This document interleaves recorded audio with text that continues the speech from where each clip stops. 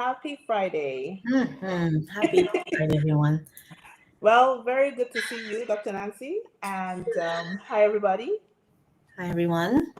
It's another Alrighty. Thursday. Guys, we made it to Friday. Okay. So Thank that you. is something to be very happy about. Very, Oof. very happy about. This week was really stressful. In that I think it's just been a stressful last couple of weeks, but we keep pushing and we keep going. Okay. Definitely. Um, let's talk about why we're here.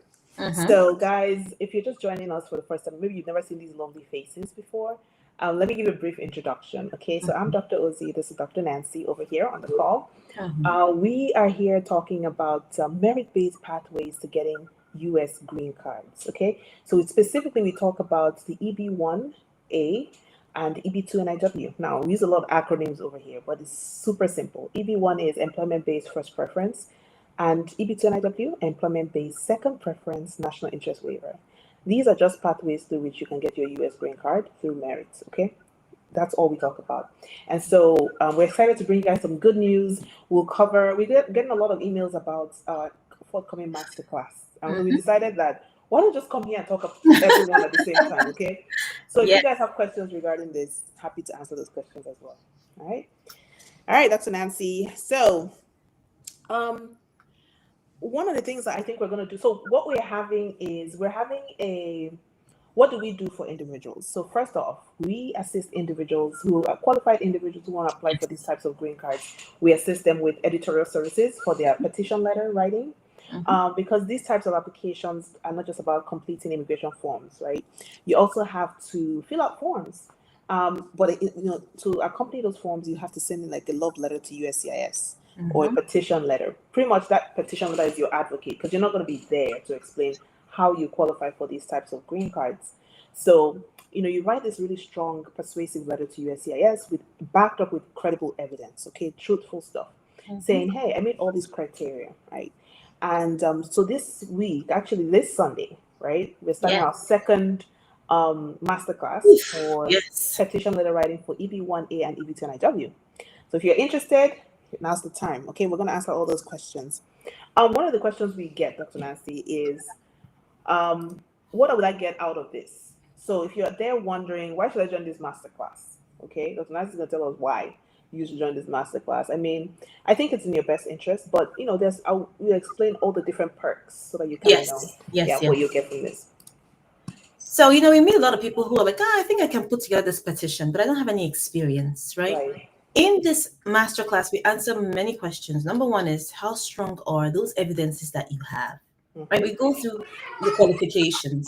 Then Right. how should you structure them? Right? Mm-hmm. The supporting documents that you have, are those really supporting documents? Or are they just things that you have that don't really have anything that ties it to you? Okay. Yeah. We look at these things critically, and then we go about the framework of writing a strong, convincing petition.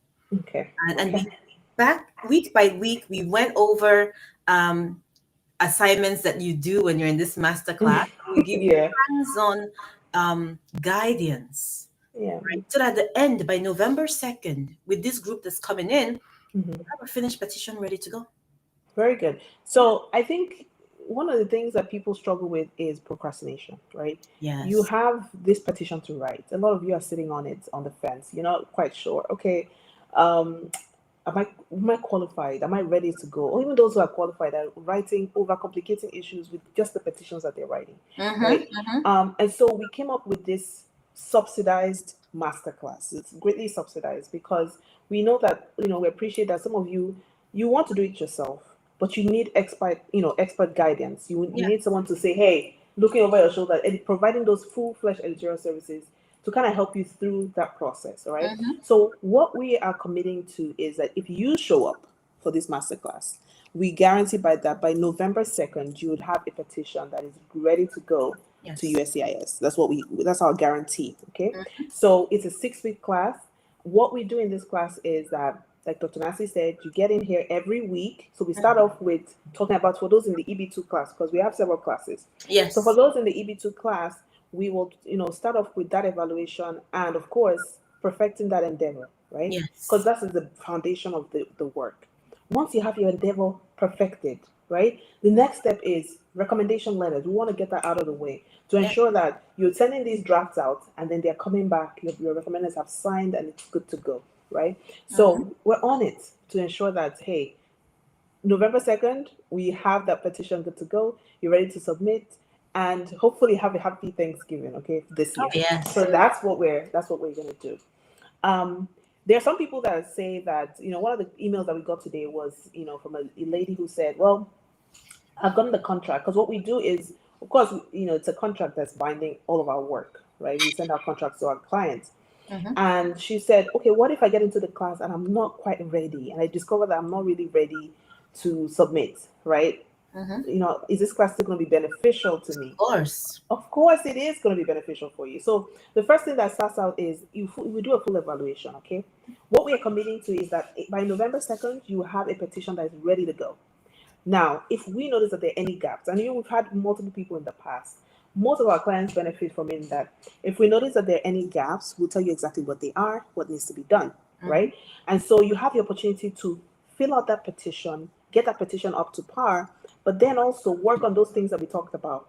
And so when, whenever you have those things ready to go, you just plug it in. If you want us to review it again, we can review it again, but then you have that petition that is ready to go to USCIS. So it's a win-win. It's always a win for you. All right, let's talk about the cost, Dr. Nancy, since we're there. Yeah, so the class that just ended, the cost is $5,000, right? Yes. But we had a few questions about what if Payment. I can't pay everything now. So what we did was you pay half of it before the class starts, right? And then week 3, you have that second bill due, and that has helped many people, at least in the previous classes. And that's pretty much the payment structure that we have. Yes, so we're quite flexible with the payments. Initially, we started out with because some individuals just paid the whole thing, right? Yeah. So we thought, okay, maybe you guys can do it. It's affordable for a lot more people. But we got feedback, and so people said, well, I can't afford the full payment at once. I need installments, and so we have those options if that's going to be helpful for you. Okay, we have those options. Now, the class is starting on Sunday, September 21st, right? Yes. Now, some people say, oh, I can't join this class because I'm not available, right? This is a 6-week class, so it's not just one day. Also, one thing that we're doing with the classes is that they are there in the evening, so it's quite flexible. It only happens on Sundays. It's quite flexible, and they're recorded. So let's say for some reason you couldn't join the class. Guess what? We have it recorded. And you'll be able to get access to that. You'll be able to get access to the material and the assignment, because every week we have a deliverable, right? We want to be able to move people along. What we've had experience with in the past is we started the program and then people now discover that maybe they spoke to some people in the class and they discover that this is a good thing. I didn't know I was going to need this. And people are trying to join midway. Yes, right? yes. No, I said absolutely not. It's tough. Once we start the class, we don't want people joining midway because it just throws everyone off balance, right? Yeah. Because here we are doing recommendations, and then you're trying to say, oh, I want to discuss endeavor. Well, we'll just have to wait for the next class. Yes. Because we want to make sure that we don't disrupt the individuals who are in class, and that everyone gets a chance to meet their own end goal for this. Okay. Yes. So that also affects the fact that we will not take people past the number that we have agreed on. Right, for each of the cohorts, we'll not take people past that number. Because again, we've had this experience where we want to make sure that everyone benefits from the class and has full attention from the instructors. Yes. Yeah. So if you're interested, today will be the last day to send us an email. You can either send an email to info@myeb2niw.com, or you can just comment the word reserve if you're on this live, and you'll get that information today. Right. We do require that you sign the contract, review and sign the contract today, so that we know, we have a head count for the people who will be joining us this Sunday. Okay.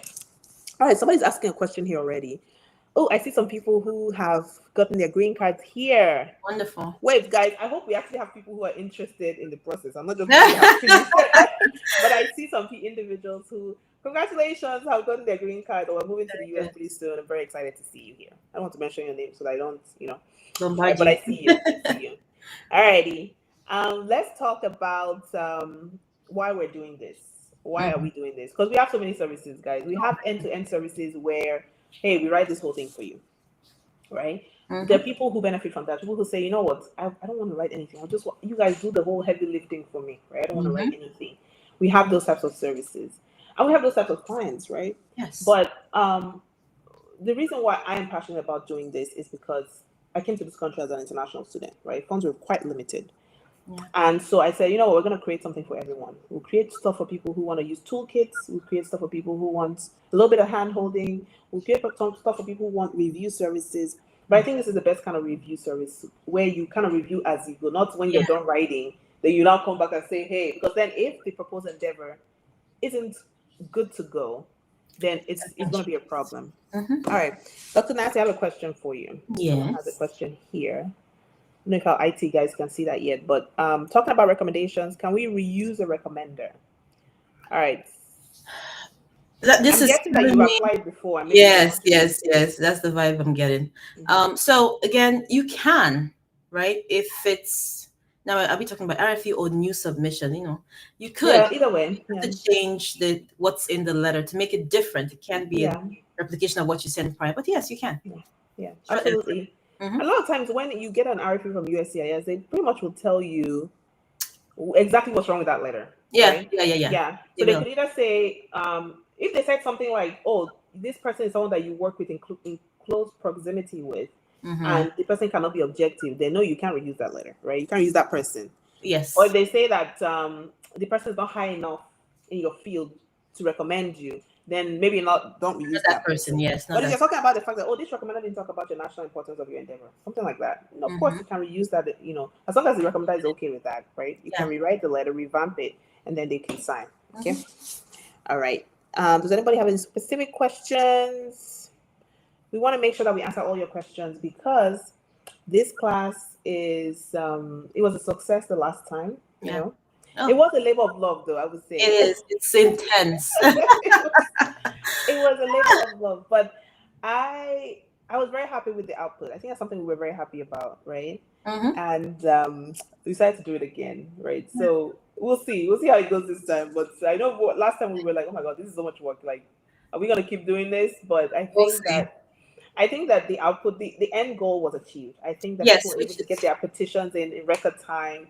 Everybody was happy with the fact that, hey, I said I was going to do it by this day and I did it, So people had that that achievement, and a couple of approvals too have come through, those who did the premium processing. So we're very happy about that, and so I encourage you guys to go for it. All right, let's talk about the other good thing that happened this week.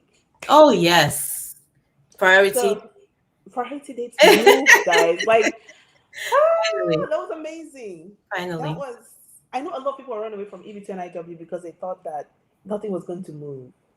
And, USCIS gave us a very beautiful surprise. I mean, we're now in a new, October, we're going to have a new fiscal year, so we'll have more visas available.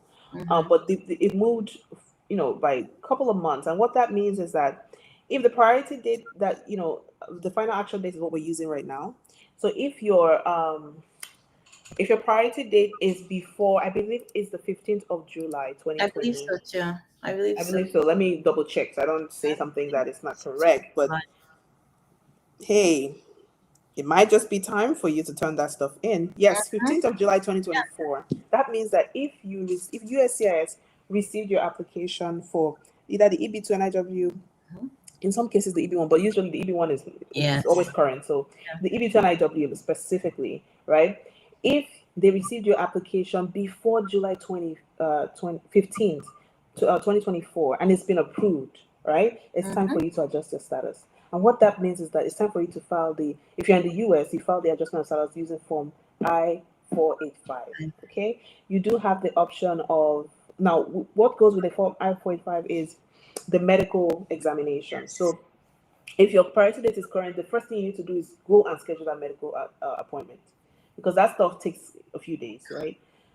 Not even a few days. We had this client that said months. I'm just like, where do you live? It's like he said he reached out to the doctors around him who are certified, and the first one said you can give him a 2026 date. I was just like, okay, you might have to do a drive. Okay, you might have to actually get in the car and drive somewhere else. But so the first thing you need to do is get on the phone, find a doctor. USCIS has this link where you can go and put your zip code. You'll find doctors around you who are qualified to do that medical check using form I-693, right? So you make sure you schedule that appointment. I would always call a couple of hospitals or, clinics. You don't go with the first one closest to you because sometimes it's the most expensive, right? From experience, we know that USCIS doesn't regulate these things. So one hospital could charge you something, another one could charge you something totally different, right? So get a couple options, get on the phone and talk to them. After you do that, schedule the appointment. It's not going to be a walk-in thing because most likely you have to sit with a doctor, right? And then once that's settled, get with the forms. I-485, complete that form. Now, if you're someone that wants to apply for an EAD card, employment authorization, right? You know that you have to apply for a new EAD card using I-765. Now you have to pay for that. Everything has changed. It's no longer free when it's accompanied by the 485. No, you have to pay for the 765, right? The employment authorization. Yes. You can apply for that. Now, if you're one of those people that you can't stay in one place, you have to travel. You want to go out of the US. I don't advise it right now. Yeah. But if you just have to, right? You can also apply for advanced parole using the form I-131. That form, if approved, allows you to travel outside the US while your application, your 485, is pending. Don't leave the US if that 131 is not approved, because it will be deemed that you've abandoned your petition, right? You don't want that adjustment of status. Okay. Now let's talk about those who are outside the US. So you've been approved. I-140 has been approved for EB2-NIW. You're outside the US. And then you see that your priority date is going to be current starting October. Yeah. What's going to happen is that you're going to get a welcome letter, right? Since that's your international address where you live outside the US. So you have to wait on that letter. On average, people say that letter takes anywhere between a month and 2 to receive. So be patient. You get the letter. Once you get the letter is very detailed. It's going to say exactly what needs to be done. Go to this website, create this account, fill out these forms. Here are the documents you need to upload, and once you met all those requirements, some of you will be asked for police clearance, police reports for where you live to make sure you're good citizens. This is the point where you add all your dependents. So you've been approved as that principal applicant, and now is the time to add your kids, your spouse. Go ahead and fill out the DS-260 for all of them. Upload that. Maybe the civil documents to show you're married, to show these are your children, birth certificates and things like that. They will tell you exactly what to upload. And then you move to the point where you have to pay for the fees and, of course, schedule your interview, right? So those are the steps. You schedule your interview, you take the medicals. So you do your medicals, you go to the interview with the medicals alongside everyone who's going to be a dependent on that petition, right? In the interviews, we have someone on here who actually has gone through that in recent times. The interview is going to be pretty straightforward. Just going to ask you in later, what is this thing that you're going to do in the US? Be confident, right? You've gotten to this point because of merit. So, that merit will see you through. All right. So that's the process. So we're super excited. That gives us hope. That means that, some of our clients who have been approved this year have hope that they will eventually complete this. Indeed. Right. So if you're out there and it's time to adjust status, you need our help, of course, schedule a consultation. That's how we help individuals, right? We don't help you you can send us text messages and DMs and things like that, but we don't prioritize those. We prioritize people who have scheduled consultations because that's how you get on our calendar. Okay. I did get an email or a DM sometime this week where someone said this consultation is a thing I would never schedule, something like that. And I try to explain to them that the benefits of that consultation is we are able to give you time, right? We devote that time to you. We go through your profile. If there are things gaps that need to be filled, we fill that. We tell you what needs to be done. If that proposed endeavor needs to be filled. And most times, Dr. Nancy, have you ever come across a client that the proposed endeavor doesn't need a little bit of tweaking? No.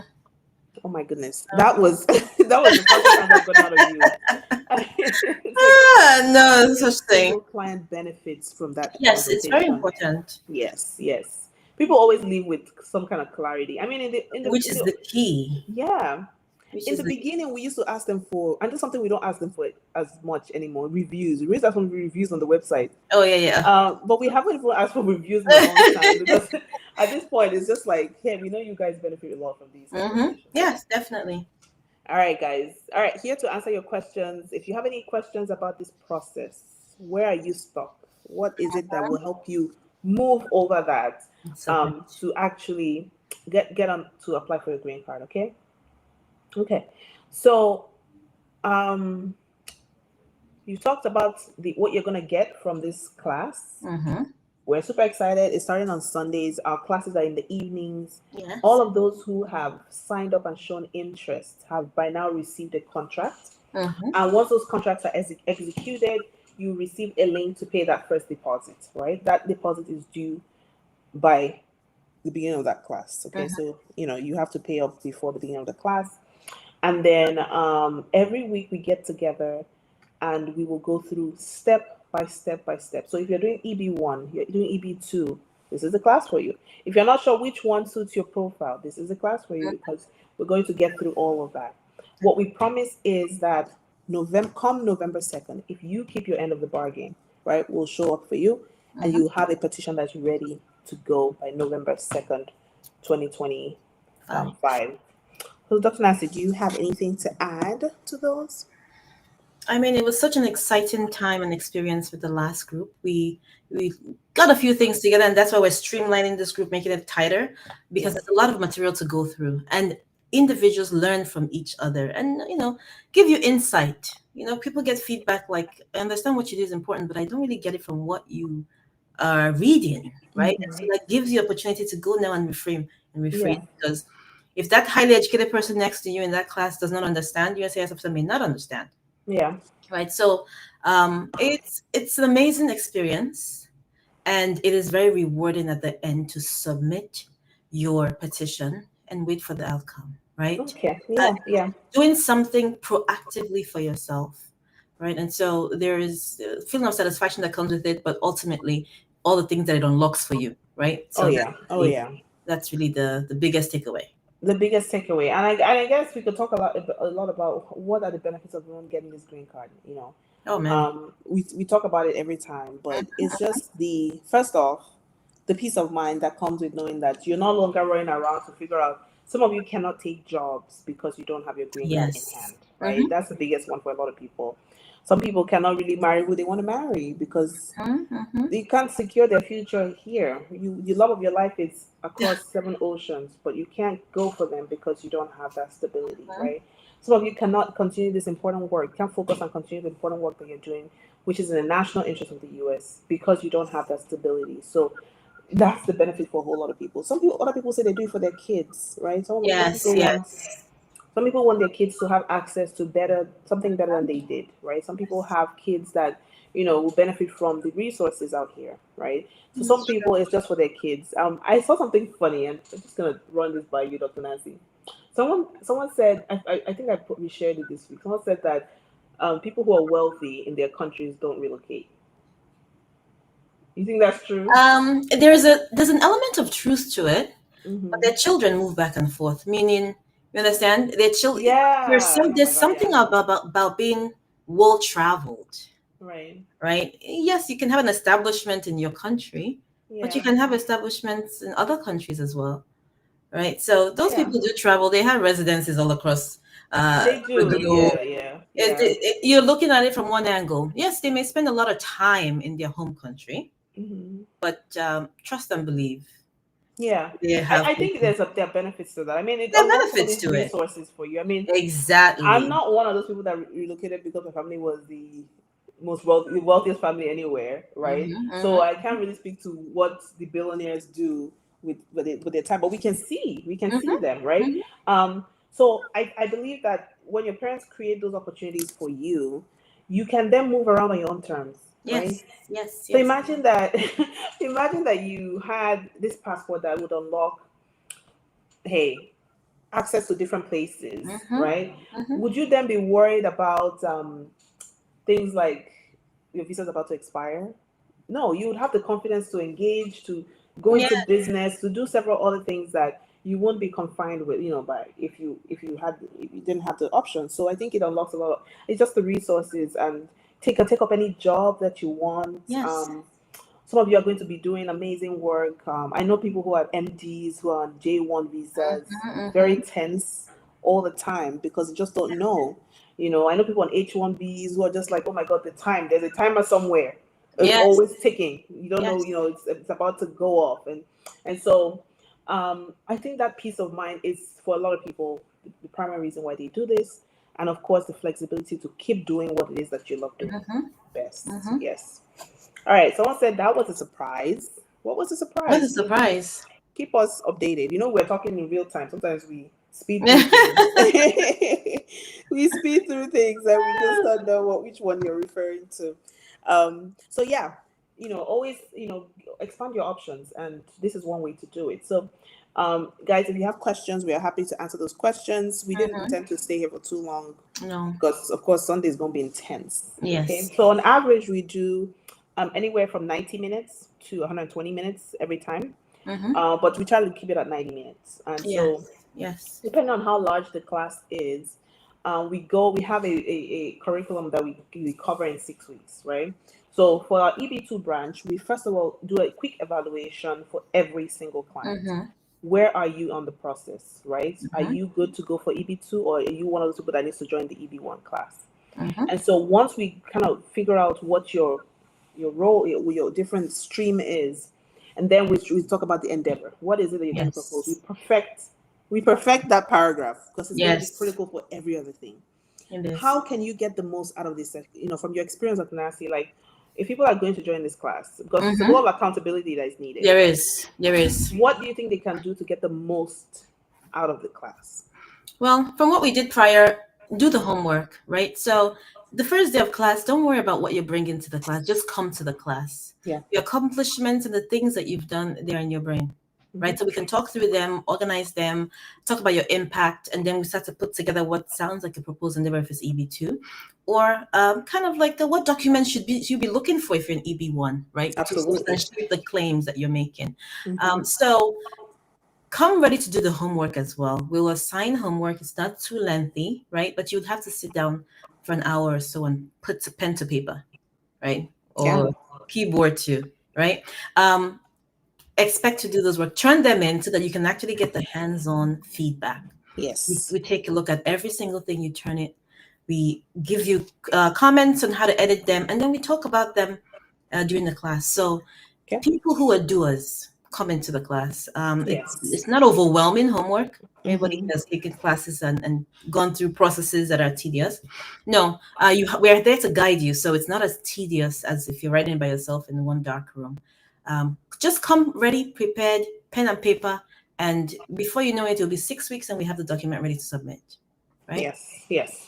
So if you're worried that you can't keep up, because a lot of people say, what if I can't keep up, can't do the assignment, and Well, the way that it's structured for busy professionals, right? That's why we have a week between each meeting. So, for example, when we have the week where we talk about the recommendations, right? We give you the tools. Yes. Now, in that class, you're going to be drafting the letter, but we'll edit it. Just put words on paper. We're just going to help you, okay? So if you come to the class already knowing, okay, these are the 5 people I want to recommend me, and you tell us your relationship with these people, we will even provide you with templates on how to write the letters. And when you do write the letters, we'll go in and we'll edit line by line. Because the goal for us is that November 2nd, you have your petition ready to turn in, right? Something that is airtight, something that is ready to go. Okay, so if you show up, I keep saying this, if you show up for yourself, we'll definitely show up for you. Okay, so if you can attend live, we have the recorded segments for you to watch, rewatch. I personally don't like rewatching things. I don't know why. I feel like I'm going to spend all this time trying to watch something, but I like to see key points. So we'll give you the notes and we'll give you the recorded lectures, and you can watch it as well. Okay. All right. Someone said, what does it take to enroll for EB2? Same thing. Comment reserve. It'll take you through a link, and that's it. You will get the contract, you sign it, and you join us. It's going to be, we have fun there, right? We do have a good time. And I think that one of the benefits, I don't know, I think whose idea was this? I can't take credit. It wasn't my idea, guys. I wish it was mine, but it wasn't my idea. Masterclass. It might have been a finance team. Yeah.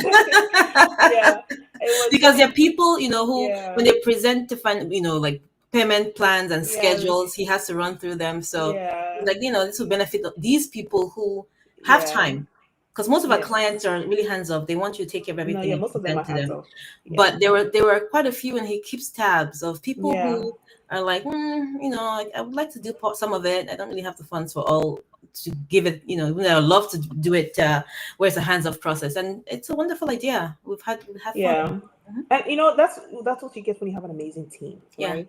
I wasn't keeping track of these individuals who are literally just falling off and so they didn't quite have the funds to do the full service. Yeah. They had the time, but they didn't want to do it themselves. Yes, right? that's the thing. And so our finance team was always telling us, well, there are these individuals who are always like, well, can you guide me through the process?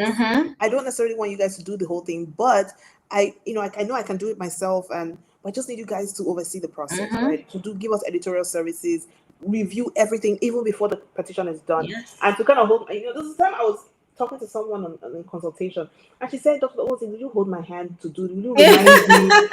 Honestly, I was a little bit offended that day because what did you take me for? But when I thought about it, I said, wait, that's her pain point, and she's 100% correct, right? If that's the service that she needs, that is the service that she needs. But I completely forgot about it because I had all these other things. And so when our finance team brought it back up and said, hey, look at this, they look at the data. We like to work with data. They said, look at the data of these individuals who we had consultations with. They bought the toolkits, but they still need those editorial services. They need you to help them, oversee things, right? They don't necessarily need the full service, but they need this. And so it's okay, there's a huge need for it. And we tried it out, right? And we saw that it was a success. We saw people were able to meet those goals that they had, right? And so we think that is something that you will benefit from, okay? I think the price is right for it. I think that if you can, join us. You'll be glad that you did. Okay? Join us. And I know what this is opposite to, Dr. Ozzy, are the people who write and bring for us to do a petition review. Yes. But sometimes we have so much homework for them to do, it's overwhelming. It's overwhelming. Because the product they believe is complete, but there's so many gaps. So this really bridges, that bridges the gap. Yes. Yeah. So if you're thinking you get help as you go. Yes. Right? If you're thinking of petition review, if you're thinking of petition review, should be in this class. Right? Don't go and write everything and then bring it for us to review and give you another set of homework that'll take you 4 weeks. Yeah. Be in this class right as we go. Because a lot of times when we review stuff, it's almost like rewriting the whole thing. It is rewriting. So it's like when we started review, we used to make comments, and then we realized that the comments will even overwhelm both us and the client. So then we would, write for them to accept in the, an edit format. But this is the right place to be because you're guided. You don't talk to a tangent that's not relevant because you're so invested in your field that you talk from a very high level, and that's what you need. It's not you have to say it's not really your title and what you do. So how is it of national importance, right? So, and that's something that you have to communicate. It's hard to communicate that. Yes. And let's talk about something that because one thing about the US is they will give you a green card, they won't give you a job, they won't tell you where to live. You know what I mean? So I always like to talk to people about thinking proactively, right? And I'm saying this because we have a mixed audience here. We have people that are about to start. We have people who have started. We have people who have completed the process. People are even about to move to the US, right? Let me just ask you a question because I know you're very biased. I always say this to you. What is the best state for an immigrant to live in the US? Think about everything. Let's say New York because I know. Well, I'm not in New York anymore, so it's not New York anymore. No. Praise the Lord. I am not in New York. I've not been in New York for years, ma'am. Okay. Ma'am. I always. So it means that the whole time that you were saying it was New York, or just because you lived there. No. If you're looking for like super diversity and stuff like that, and you don't mind the cold, my clients are looking for where they can make money, where they can settle in and integrate quickly. Well, you can make money and loved, and for those single ones, where they can find Mr. Right or Mrs. Single ones, I want to find Mr. Right. The city. You don't want to go to the back of Nebraska where you're not seeing there are no opportunity, no opportunity to meet anybody there. You want to go to at least try out a city where if you don't have a car when you arrived here, there's like established subway, right? You don't need a car in America. You can find people about you, people Nigerians, but you don't have to live in one place. But you can find them, and then you can meet diverse people. Right? New York is very diverse. I went to school in New York, so it's very diverse. Yeah. But there are things like cost factor, of course, if you want to stay somewhere pretty decent. But if you want, if you have children, right? And you want a place to raise them quietly. Honestly, I would say whatever state you pick, make sure let the schools guide you. I just wrote that down. Yes, I have to write my thoughts down so I don't forget. Okay. Yeah, let the schools guide you. And then, of course, can you handle the cold? That will mean oh my goodness, that's Texas. But can you handle the heat of Texas? The heat as well. All those Arizona people that are. But can you handle the tornadoes and the hurricanes? Oh my goodness. So do your research. Once you have that very well. hand, as you're doing EB2, EB1, if you're not already in the US, right? Even if you're in the US, you like now you can settle. Hey God, because you're not going to move with Dr. Ozzy, you know. A lot of people are saying, Dr. Ozzy, I'm arriving in. What state are you in? I likely tell people that wait, our contract is over. All right, I will not be meeting you at the airport. Or maybe we try another service for that. But I think it's important to have that conversation. Yeah. Do the research before you arrive, so you know what state do I want to be in? Who do I want around me? What kind of professionals are there? Right, the people that go to Seattle, for say, like the tech people, right? If you can, if that's your vibe, go there. Yeah. Just do your research. So it's not just about the green card because life is it's another. not going to solve all the problems, guys. It's not going to solve all the problems. Quality of life. Quality of life is big. I think for our people, when I say our people, because I'm Nigerian, I think a lot about Nigerians and what they do. Nigerians will go for economic value first, so they will go to a place where they can number one work, right? Again, you've gotten this green card on the basis that you're bringing merit to the US. You bring your presence is going to benefit the economy, the culture, the public health, blah blah blah, right? So in America, it's not like other places where you just come in and someone will open up their houses for you for like 5 months to come and stay, Very. So it's very important to have a job because literally from day one the bills begin, right? So you have to have. Then for me personally, I would say community was big for me, right? Community is very big for me because you can literally live in a place where your neighbors don't say anything to you. Like they see you and that's their lifestyle. It's not they don't want to disturb you. They don't want to be disturbed. It's not like those places where rapport. There are communities that do that. Yes, of course. I've definitely have lived in places where they do that. People are so neighborly, right? Even nosy to an extent. Yes, exactly. Right? But if community is big for you, especially if you have children, right? Daycare is very expensive out here. Nobody will watch your kids for you while you work. Everybody's trying to work and pay bills, right? So if you can go to a state where you already know people, right? I think that may be helpful. But even if you know anybody in that state, they may not really have the time for you. It's not because they don't want to. Just they have to work, and the life is a little bit different. Okay. Then we talked about community. We talked about jobs. So you prioritize these things depending on your own scale of preference. Okay? What is most important to you? Yes. Dr. Nancy mentioned something very important. I mean, this was not even important to me because I went to California first when I landed in the US. Oh yeah. For me, winters were not that cold. I mean, not as cold as it could be. And then the summer we could manage. Right? California is where everybody wants to go to. Yes. But there are places that are very cold. And honestly, when I moved to I moved from California. They now restructured the whole thing where we that work in a certain department had to go park in one parking lot that was very far from the job. So we have to park our cars and then wait for the bus to take us to literally drop me for the job. Right? It was fine until winter. In winter, those Temu coats are not going to work. No, right? Exactly. It's not by bulk. Hey, my goodness. It's not, I learned the hard way because again, I entered New York and it was super cold, right? It was the winter. Yes. It's not by bulk. You see, it's by material. It's by down. Oh my goodness.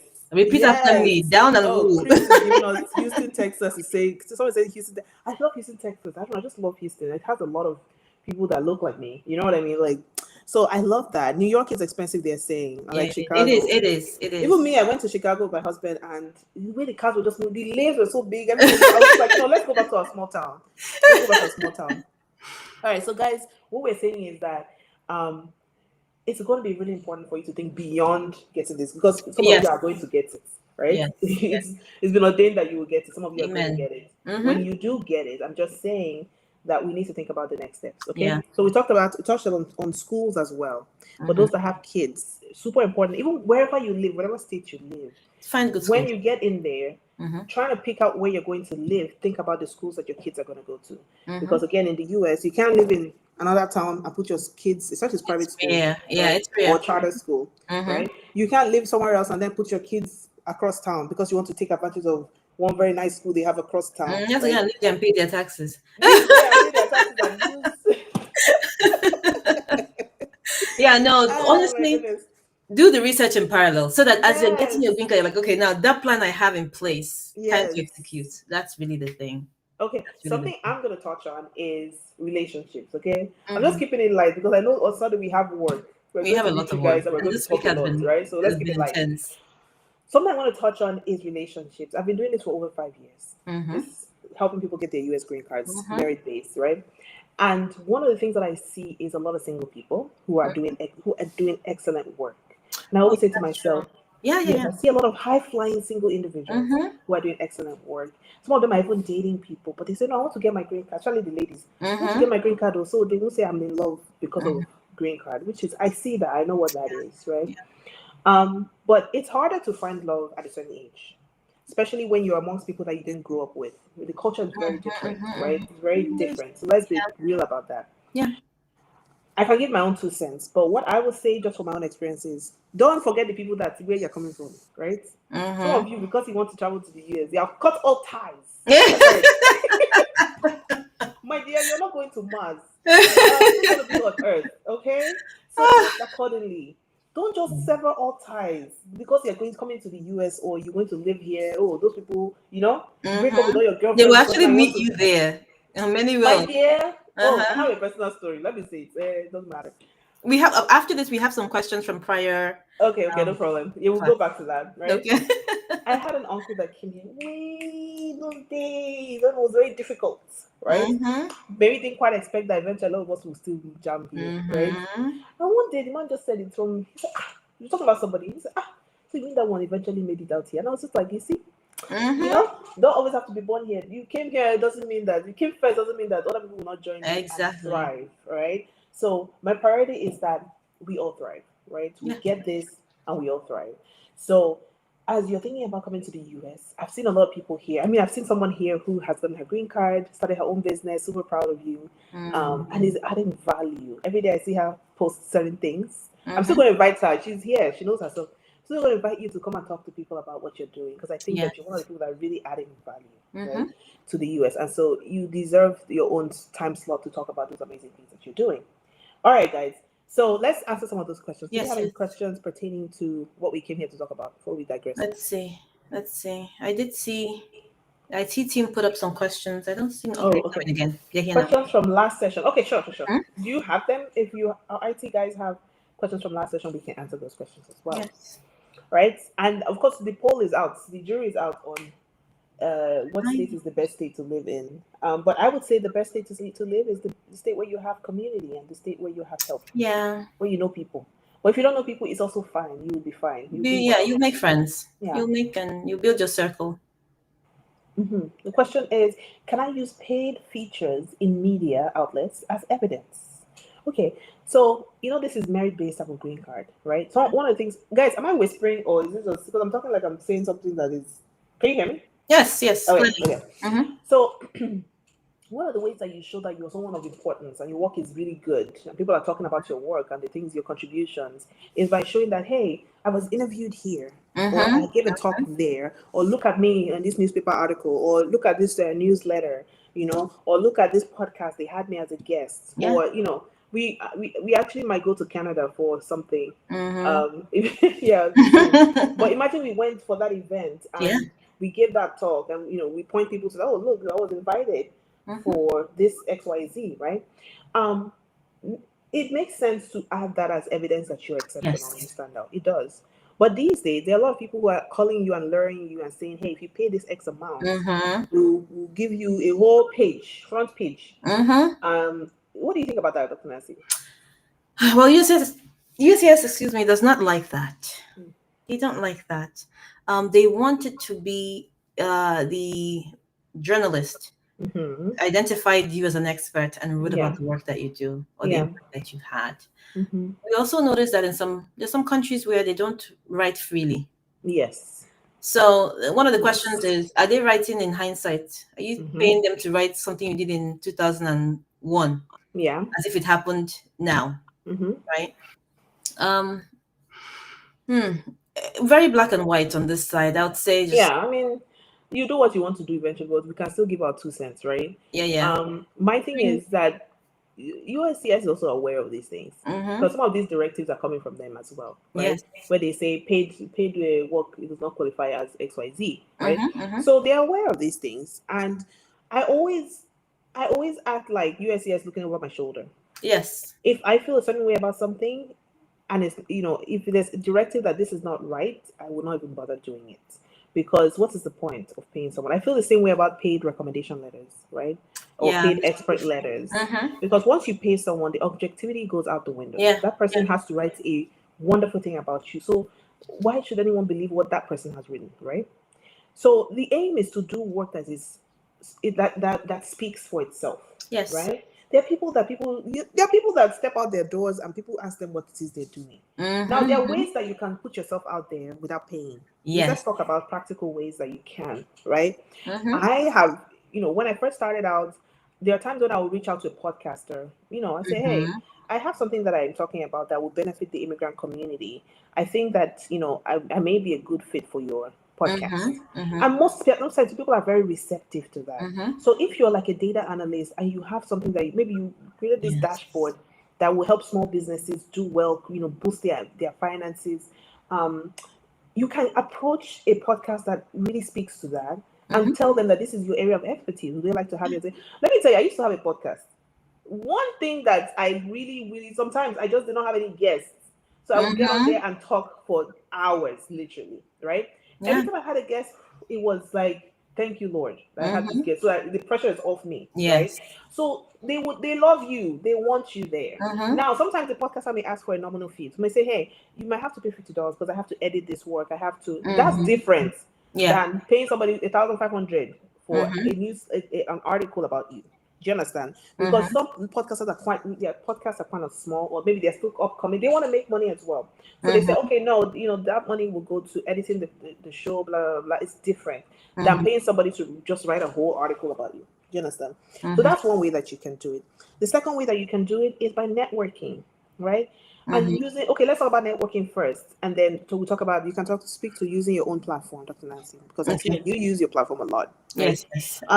When it comes to networking, a lot of us are pretty shy. A lot of immigrants might be shy. And okay, I'll speak for myself because I came here as an immigrant as well, right?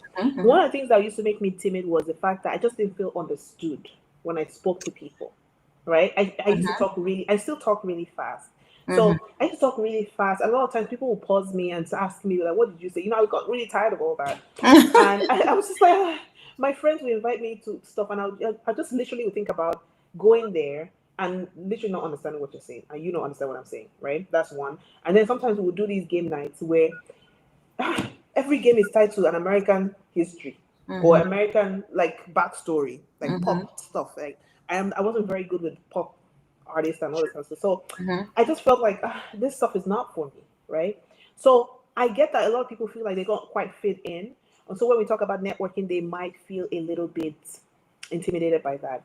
But here's what someone taught me about networking, right? You start one person at a time. Yeah. It's not as if you just enter the marketplace and say, hey, I'm here. Right? You know what I mean? You start one person at a time. So every time I go to an event, I look around and I say, my goal is to connect with one person. One person. That's amazing. Not just anybody, but someone who's relevant to my field, right?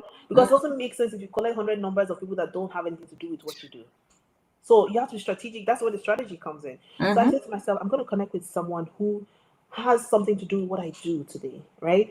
And I'm going to offer, can we meet over lunch or even coffee or even tea or something? And I'll offer to pay, right? Most people, when I was a postdoc, they would never say no to food, right? So I would connect with them, and then I would talk about something relevant to my work. I would find out what they're doing, show genuine interest in their work. How can we collaborate on something? There's always a review article that we can write, or you find out people's interest, what they do on the weekend, and then maybe we can connect over that, right? Yeah. But connect on a human level. Don't just enter people's DMs and say, okay, I need a recommendation letter for EB2. People don't know you, they most likely say no, right? So I would say if you're going to connect and you're intimidated by that networking, you can connect on a one-on-one basis, one person at a time. Be strategic about who you're connecting with. and that could just work out for you, right? I never had a lot of people that I was not a person who had 2,000 friends on social media or even on Facebook, but I would say that the few people that I had were people that I was really connected with, who were literally going in the same direction as I was. So that's Nancy. I see you use social media a lot. You talk about social using media. your platform. Well, and let me just remove myself from this, because there are many clients that have come to the building who are using their platform for impressive things, right? There's someone on LinkedIn posting 2-3 times a week. Share your ideas there, right? And it'd be nice if people follow you and the impressions are high, but it's not what you're building. It's really, you're sharing your ideas with experts like you, and there's longevity of of shared X amount of items about XYZ on LinkedIn. Use your Instagram and YouTube, please. Exactly. Yes, share, talk about the stuff you do. I know sometimes, depending on the job you have, you just want to leave that when you leave the building and focus on other things like Afro beats and co, right? Because you want to just relax. This kind of green card is not for you then. No. This is for overachievers and high achievers. Indeed. But high achievers, overachievers have you want to relax a bit too. But honestly, be very intentional. That's what it is. Be very intentional about what you put out. The bulk of what you put out should be, you're disseminating ideas. This is what I do. This is how I can help another expert like me. These are innovative things I'm thinking about. What do you guys think? Right? Yes. Put it out there. Don't care if someone is responding or not. Just consistently put out information about your field. And then comment on other people who are talking about things relevant to your field. Go in there and like the expert. That's a good one. Like the expert that you are, go in there and shed some light. Yes, because that's how also people, after a while, people wonder, who is this person? What Oh, that's a good one. Yes, so that's a good one. Yeah. No matter what it is. And then the second thing, Dr. Ozzy, is as we talk about all these things, I know we deviated from paid media publication. Yes. Remember that you don't have to have all 10 things. Yes. You don't have to show in every way that you start. Yes. At least 3, 4, 5, wonderful, right? 6, yeah. But if you don't have that, it's okay. If you don't have publications and that's not really a big thing in your field, it's okay. Right? Don't chase things that you don't have because you want to make sure everything aligns. Because sometimes you're chasing publications when you have 6 strong things. Focus on those 6 strong things, right? Exactly. For the publication becomes the thing that the USCIS officer will now say, something is off here. And for that reason, it's going to give you an RFE. So, yeah. Yeah, I think you spoke to something very critical. And just the fact that not only are you, because, sometimes with social media, once you now decide to focus on one thing, okay, let's give practical examples. Guys, can you tell us your fields in the chat? I know there's a few people watching us right now. Just type in the chat, tell us your field, so that when we're giving examples, we're very specific to what you do. Okay. So if you are data analyst, put data analyst. If I see a lawyer. There's a lawyer here. Good. Human rights activist. Good. Yes. Put it there so that we give specific examples to your field. How can a lawyer, a human rights activist, basically, how can they put themselves out there? Now let's talk about the different ways you can stand out. So it's not just about putting yourself out there, okay? Yes. I'm going to speed through it real quick. I'm going to speed through it real quick because I have this information everywhere. All right, the first one is awards, right? Yes. The US, let's start from the top. The US is giving green cards to people who are going to add value to the economy, or public health, or the culture, or just the society, right? Based on their expertise. We all have different expertise. This is open to people in science, art, business, education, sports. Yes, of course. Now, we all must show that we stand out. It's not for everybody. They can't just say everybody will come together. You are the people that stand out, raise up your hand, we'll give you a green card. No. They have stipulations. How do you show us you stand out, right? So one of them is awards. They say if you can show us that you got an awards in your field, then that means you stand out. So, for example, how can somebody who is a mental health therapist have awards in their fields? It could be through your professional society. Right? You remember with professional society, in that professional society, maybe you're going for conference, they're always calling, do you guys have abstracts for this this thing? Or we have a small travel award of $100 that you can win towards this conference, right? Use up every opportunity. It doesn't matter if the award is $10 they're giving. The fact that it was merit-based, eligibility criteria, eligibility criteria will eliminate certain people who don't meet the par, right? Yeah, as long as you have that, guys, put your name in there. Even if you have an award and you say, oh, I know I'm qualified, but nobody will nominate me. Tell your friend to nominate you. You can even self-nominate, right? So put yourself out there, because guess what? Awards are one of the ways that you show you stand out. So Dr. Nancy, talk about membership in professional societies and the types of memberships that count.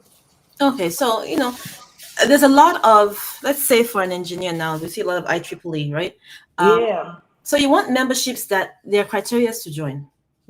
And recently we're seeing it's not just enough to be a member, right? Number one is, are there criteria? Can anyone join? If the answer is yes, then no, right? The section that you're joining, can you be a mentor there? Are there things, can you be a panelist in one of their that's a good one. Yes, what you need to be actively involved. And sometimes active does not mean that you're in a meeting in the room all the time, because you're a busy individual. It just means that you've listed yourself as a mentor, and they may pair you with someone that year, a new up and coming graduate or student, to help guide them, to bring them to the level of where you are, which is an important thing. Or you find time to volunteer. Right. But I know it's harder. But a human rights activist definitely will be volunteering. Definitely. Will be volunteering. Because there are just so many things in a community that you need to address. And so it's true that you're volunteering will be a huge part of it. Because where else are you now? Exactly. If you have not carried placard for the humans, right? And have one or two pictures, guys. It's good to have one or two pictures. Incorporate those pictures in the petition to show that you've done this work. Right? That's a very good one. Everything is volunteering is very big, like you said. Huge. For someone in that field, because I know someone that's a lawyer that used to go to, there's always a advocacy for people who, depending on what you're advocating for. There are people that have been wrongly incarcerated. There are people that in their community, they're always throwing waste there. People are always writing petitions. Go and help them draft those things. There are people that represent them. Is so many ways you can show that you volunteer. So many organizations, even non-profits, they don't have money to pay. NGOs. So you must be willing to do some of these things without being paid, because there's so many opportunities where you can volunteer. And then I had someone in health policy once that was doing food banks. Right? He was going to food banks. He was volunteering. Amazing guy. He wrote his green card application through us, and he's gotten his green card in hand. He gave me a whole one Friday night. I woke up, I saw this big paragraph. Guys, don't send me love notes. Send me money. I'm just kidding. No, but I appreciate that. Like, like, and I said, what country are you going to next? I don't even know whether it's Dubai. He said he wants to visit first. Amazing. I'm so happy for him. All right. So let me pick another person's profession here. We talk about that in the context of the next person. Okay. Remember that paying dues is not what qualifies as membership. Yeah, everybody pays dues. We all pay dues for, but within those organizations, you could be a fellow, you could be a reviewer, you could stand out in the organizations. All right. Published articles about you also makes you stand out. Now, these are things that I expected for people. And we spoke extensively about that. Where we said someone could interview you. I mean, I talked to someone yesterday, the consultation yesterday, and she showed up on Forbes list. So I was marching to tell my husband that the person I spoke to showed up on Forbes. My husband said, I hope you know that they pay for that. Forbes list. I was deflated. I was like, no.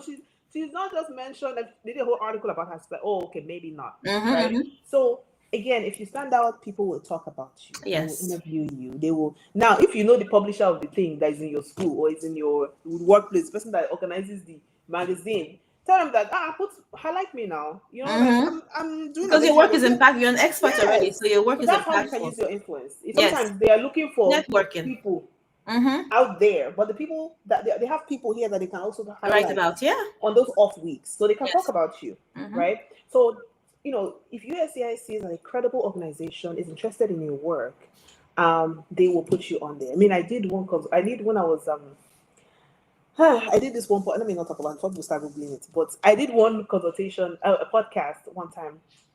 I was pregnant. You know what? When you're pregnant, you don't feel beautiful at all. I was just like, at least it's the only voice the man is going to use. Get to find out that the man said, "Oh, video on." So I have this video just circulating where I was looking at my absolute worst. But I was so happy because I was talking about something I was really passionate about. Which is important. So yes, use your media to your benefit. Okay. Another thing is judge of the work of others. judge of the work of others. So that's another way you can stand out. Yes. So let me lead to another profession here now. Agricultural education. How can you judge the work of others in the field of agricultural education? Competitions. Let's say you are a teacher, maybe you work in an educational institution. I'm guessing that every summer they must have some kind of program that brings people together. Symposium. Colloquium. Yes. Colloquium. Yes. That's where you go and stand out. Okay. Volunteer to be one of the judges. Yes. Every summer here they have science fairs. They're always looking for people. We had someone that also did that last year. We also told her, go do this particular one in this particular place. Yeah. And she was able to do that and show that she stands out. Some of you are reviewing publications. Some of you they are calling you, like they want to hire a big deal in your organization, and they call you to be on the board to interview those people. That shows that you want to put that selecting people that matter, right? So there are several ways that you can show this. Yes. Some of you are maybe within your professional organizations, every year they call for abstracts and they look for people to evaluate those abstracts. Or maybe they have a competition, they're looking for judges, right? Or maybe in your organization they have to put a benchmark. I mean, someone I spoke to yesterday within her organization, they put the benchmark, the benchmarks for how everyone in that field will be, the criteria how they will do their work, and she's one of that writes those things. So that's good. There's several ways that you can. There's so many ways you get creative. So, or in agricultural education, are you the one that is going to look at whose beans is growing fastest and who has created a new manure that is going to help these things grow in growth in 20 from 20 days to 15 days. You know what I mean? Yes, definitely. Right? Yes. Now, all of this is not going to mean anything if there's no evidence. That's the truth. It's going to mean nothing. So make sure that as you're doing all of these different things, there's evidence for it. Yes. Because there's no evidence for it, it doesn't matter. Okay? All right. Let's talk about publications. Dr. Nancy, you take that. Publications, citations, is it necessary for every field? Because people always ask me this question. How many publications do I need? How many citations do I need? Talk about how many people need publications. Do you even need it? Well, and how many? It depends on what you're doing, right? If you're a researcher, then yes, you need publications. Because how are you going to convince them that you're an expert in your field if you don't have any research articles in reputable journals, right? High index journals, preferably. But if you are in a place where, let's say, for an example, two doctors, one is research based, one is clinical based. Clinical one does not necessarily have to have research. But are you involved in, let's say, community outreach? Are you involved in policies and procedure? What are you doing that is of national importance to the US, right? Citations, it's not about citations, right? Yeah. Even if you have 1 million citations, it's just a checkoff mark. What are you talking about? In what journal is it, right? Yes. What kind of factor? Yes, what are the criteria to accepting articles in this journal? Yes. Those are the things that matter. Yeah. It's less of the citations. It's wonderful to have citations, but it's less of that on what exactly and where are you publishing. Yes. It doesn't make sense if you're applying tomorrow and all your publications are from last night.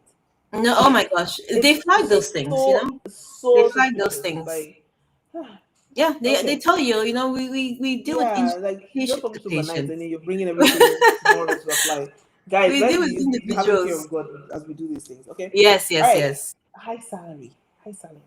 High salary is important. Yes, high salary shows you stand out. You meet it, not a lot of people meet this criteria because they compare you with your peers in your same geographical location, right? So for us to argue that you earn a high salary, we would have looked at what's the average in that field and how much do you make, right? To be able to say, okay, you make more. Usually, if it's $500 more, we will not argue. No, because that's nothing. No, that could if be you're for just living in California, No, if you're living in California and someone else is living in Nashville, you're using California to compare Nashville to say you have a high salary. We will not use that. We want to look at people that are in California with you in the same city, right? Or the same, location with you. Okay, are you making more than those individuals? And if you are, what we usually do, we usually show a table. So personally, I would look for like 2 to 3 sources, not just one source, because these days you go online, you find whatever you're looking for, right? Yes. So I look for 2 to 3 sources. I look for 2 to 3 sources that compare your salary and show, okay, according to Careers One Stop, I'm making 15% more than the national average. Yes. I always usually compare national average. So I'll compare within that location, but also compare national average just It's to give true. that person clarity, Yes. right? Yes. I would also use BLS, Bureau of Labor Statistics, because that will show. I would now use one of these other marketplaces like salary.com, Indeed, yes. what's the Pay other one? scale and co. Pay scale, ZipRecruiter. I would throw one of those in as well, just to show that, okay, well, look at this other one, self-reported salaries Yes. I'm also making. Do you understand? So again, there are some countries where, like I was talking to someone in Nigeria yesterday, and she was saying that they don't have a good. Oh, my baby's crying. I may have to go, guys, very soon. That's they don't have a good benchmark to show what the different differences in pay scale really are in that country, right? So in that case, I would say if you don't have good evidence for something, then don't show it. Leave that here. Okay. All right, for those who are artists, exhibitions, right? Yes. Make sure that it happens at the real venue, not your house, right? And Portfolios. That, yes, your portfolio. Then leading role, Dr. Nancy, leading role. Leading role, we're looking at senior level, director level, VIP, C-suite individuals. Do you have direct reports, right? Are you implementing things for these people who work in the big three, the big four, right? Where they're global impact. Have you done anything that's used, adapted in the company globally? Absolutely. Yeah, that shows that, critical role. Exactly. Are you implementing things that are changing the way you work? Yes. Right? Oh, I see a lot of people from way back. All right, guys. So let's bring this home. Yes. So what we're actually here to tell you guys is that we have this service where in 6 weeks, November 2nd, join us starting with the Sunday. November 2nd, your petition will be ready and good to go, right? If you join us, either you're doing EB1 or EB2-NIW, we will hold you accountable. You show up, we'll show up, we'll make sure we hold your hand, drag you if we have to drag you. So at November 2nd, you have a petition that is good to go. This is for individuals who are interested in being hands-on and they need editorial service for their work. This is not now if you're one of the people that, hey, I need you guys to write everything, we have to. That's okay, right? It's different. This one is for individuals who just need editorial services as they go, line by line, each section, right? They want us to be hands-on with them, not necessarily leaving everything to us, but making sure that we are reviewing every critical section, every line by line, every section. If that is you, we have a program where in 6 weeks you turn this stuff in. The spaces are limited. I believe that 2 people didn't sign their contract today. We didn't hear back from them, so we may have a couple more slots left, right? Yeah. So if you're still interested, you have to sign the review. Our contracts are not very long. Our contracts just say we're not USCIS. We don't issue green cards. It explains what the deliverables will be from each of us. It explains the terms of the service. It explains what you will get, what is guaranteed, what is not, right? So it's not. I think it's a 2-page contract, so it's pretty short. Yeah. But if you want to join us on Sunday, you have to sign today, right? Because we won't take people who join halfway. If you don't join on Sunday, you wait for another 6 weeks before you join, okay? Yeah. Or you come and do our end-to-end service. We always have available. Yes, that's still ongoing. Okay. And Dr. Ozzy, just because there are a few people who share their profile in the chat. Oh, okay. Comment consult somewhere, because the 2 people, the oncology nurse specialist and the lawyer, it looks that 2 things that you point out, they sound impressive, but a consultation will give you a full picture, right? Yeah. Just from this, I can't tell you if you're EB1 or EB2. More details are required. So go to our post, comment, consult, and it'll pull you into a consultation where you can then evaluate everything that you've done and know which pathway you fall under. Yeah. Absolutely. Let's talk about the urgency of why you don't just sit on information, okay? And the reason why we keep bringing out different services, trying to get people to act, right? You've been in the news. You know what's going on. We know that policies change, right? They may change for a while. A lot of people are saying, "Oh, I'm on F1. I'm fine." Well, policies may be changing with that too, as well, right? So it's good to act on information that you have, so that you will not be one of those that will say, because there are people who I told about this when things were not. When there was no. Hey, the EB2 was so easy to get at that time because it wasn't a lot of people applying, right?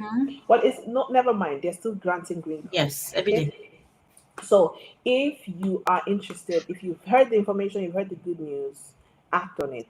Okay. If you want to join this particular masterclass, reach out to us as soon as possible. Just comment the word reserve. If you don't want to join the masterclass, you want us to write everything for you, comment the word consult. Let's start from there, right? If you know somebody, that's another critical one. Yeah. If you know someone that will benefit from this, and you have been telling them, I will pray for you, you'll be on my prayers. Act on it. Send this video to them. All right, send our page to them. let them get their green cards, okay? Yeah. So do them once a week. Help them get their green cards this year. All right. So I want to thank everyone for joining us. I appreciate that you joined us today.